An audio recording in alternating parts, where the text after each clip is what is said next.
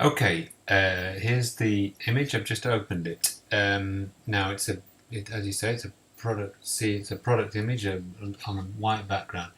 Now, if this was a slightly dodgy background, I'd probably use this tool, the quick selection tool, where basically, and that's like that guy did in that video. You select by dragging around. You can, and you basically holding down Shift each time, using that plus thing there, and you can pick out all the white bits, and gradually you'll pick up, just drag a bit, and it grabs most of the white areas, but it's also going to get some rubbish in there as well. So a little white bit there. Oops, no, I don't want that. Right, so we've got roughly all the white bits, including that bit now. Right, now we don't really want the white bit, so we want the harness. So let's inverse the selection. So now we've got the harness. And we can have a look at what we've actually selected by clicking on this little thing called Edit in Quick Mask Mode. And that's the thing that turns bits and bobs red. So you can see what you've selected and what you haven't. And then you can refine that by using the rubber tool to rub out areas where you actually want selection. You can make that bigger. You want the rubber set as a pencil up there, and then make it slightly bigger or smaller, so you can actually refine it. But just go for a rough selection. You don't need to go for the refined edge selection.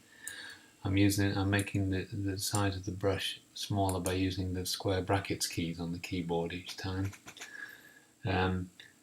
And you can pretty well do it. You can also draw red bits in by using the actual pencil tool, and fill in that bit if you want.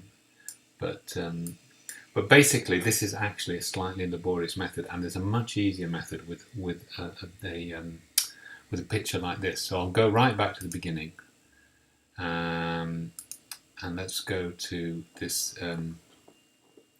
So now we've got, this is what we opened with the open image. Now the best way to do this is to go to mode, to adjustments, levels.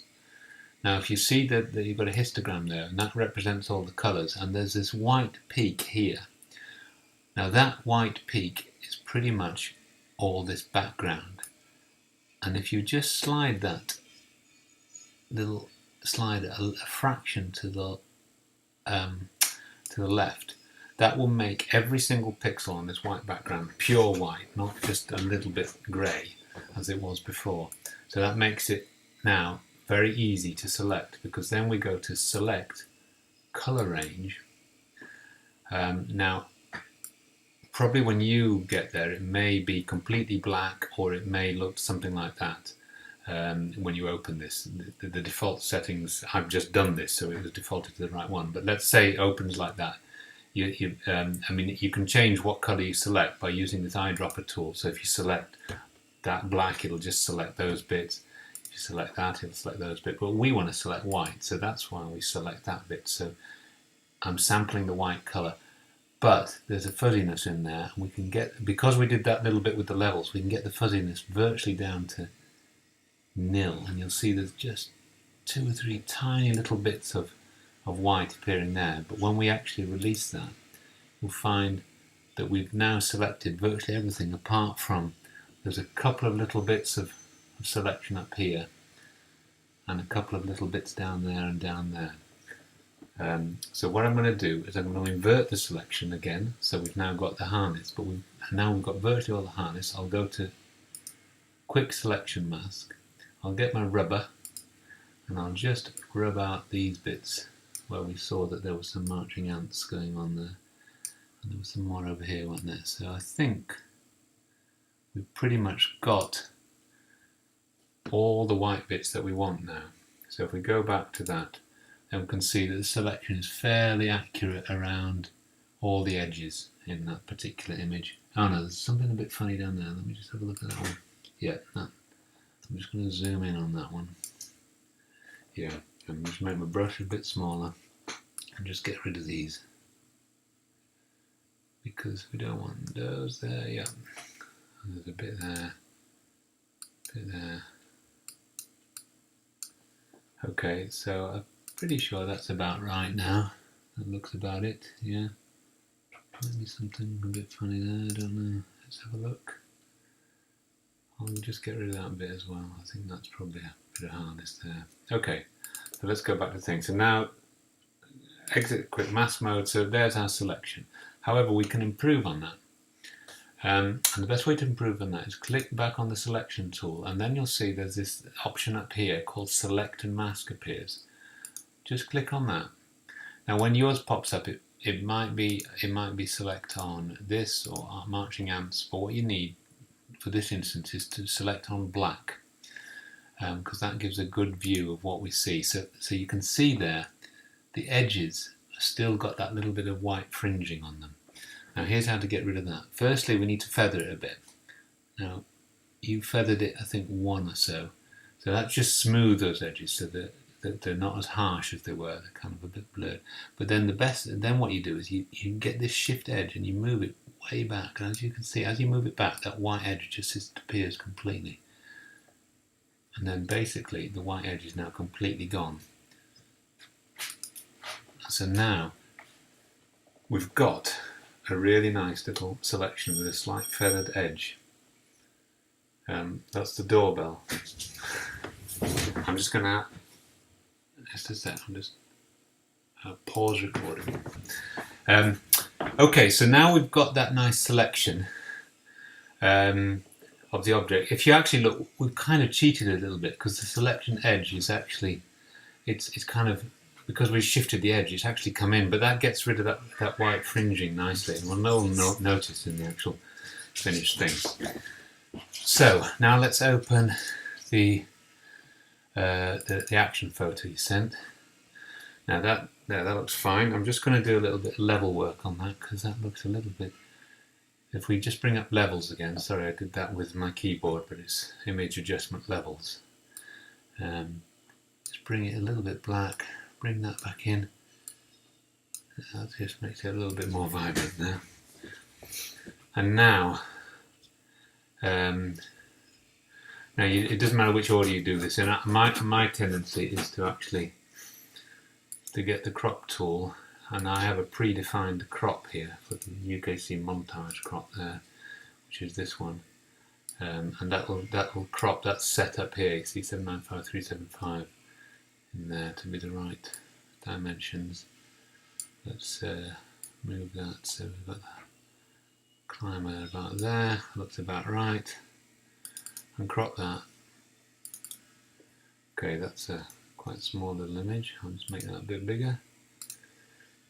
Right, let's now go back to our product. I'm going to copy that and I'm going to paste it onto here. That's a bit big, but if I go to edit free transform, then I can just grab it, shift it around, make it the right size, holding down shift while I'm dragging this, of course, put it on there. So there, it's quite a nice, that looks okay. Double click to apply that transform. So that's a fairly neat little image there. Now in order to add a just lift it a bit, there's two things we can do, and they're both in this layer palette here, which you'll need to have open. You'll see that it's a separate layer for the harness above the background there. Make sure you select on that layer, and then if we go to effects, we've got two options here. We've got outer glow, which is one I tend to use. Now mine's come out at a reasonable outer glow, but you may have slightly different defaults on yours when you do that straight away. As you see, the opacity makes it blacker and less black, so you want that sort of somewhere about middling. The size makes it spread further and less far.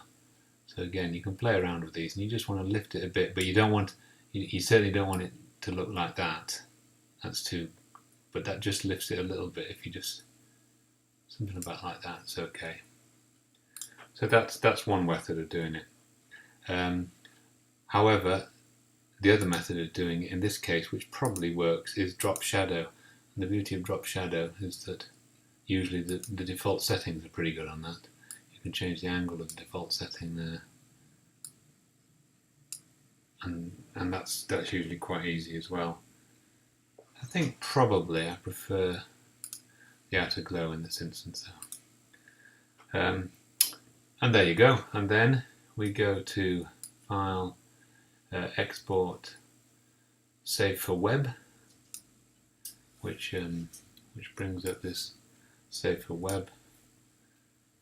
Quality about 54. Save. Harness montage 3. Okay, and save that as a JPEG. We can save this file if we want to, in case we mess it up. Just save it as harness working as a Photoshop file. Save that also on the desktop.